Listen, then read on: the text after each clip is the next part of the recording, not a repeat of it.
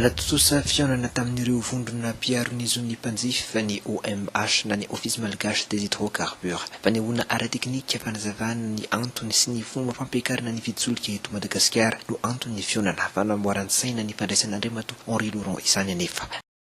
Ny zava-misy fifanarahana eo amin'ny fanjakana sy ireo mpandrara ara-tsolika na ireo opérateur pétrolier no mamaritra ny fiakaran'ny vitsoliky amin'ny ankapobeny na dia eo aza ny fiovaovan'ny vidin'ny baril sy ny lanjan'ny dolara amerikanina anaovana ny fividianana fivoriana sy toto-saina isam-bolana. Indroa tamin'ity taona ity no nampakarana izany ary mbola mitoetra ho barainy kosa ny fiakarana manaraka izay tsy maintsy isy anefa. Raha ny momba ny tahiry kosa tsy ahina izany ho iatran'ny teknisianina misana solika satria ampy ny tahiry 30 andro mahery ao Tomasina ankehitriny. No anatina prix administré zany amin'ny vidin'ny solika dia iny zany fanarahana entre ny fanjakana sy ireo opérateur pétrolier.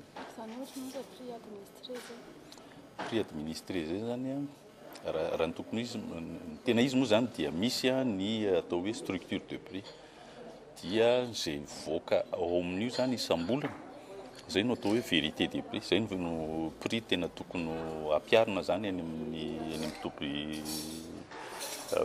fitsinjarana ny solika zany.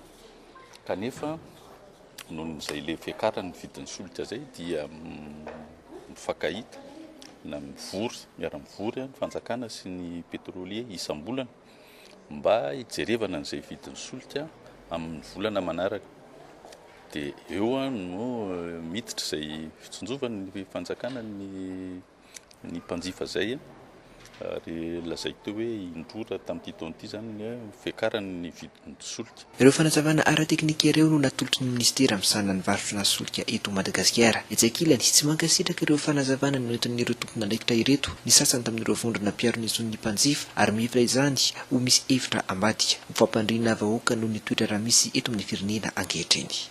Fa iny fomba tsy tena hoe famonafo izao zava-misy io izao fa iverana ndray hoe miajuste prix izy dia ho avy koa ny mpitaritra hoe non zay koa anamboatra ny prix anay dikan'izay mitovy ihany reo fa le fanazavana fotsiny mivilivily hoe minday miteny hoe anitsy ny vidin'ny solika minday miteny hoe anitsy ny vidin'ny saran-dalana tsisy mahasamihafa an'izay.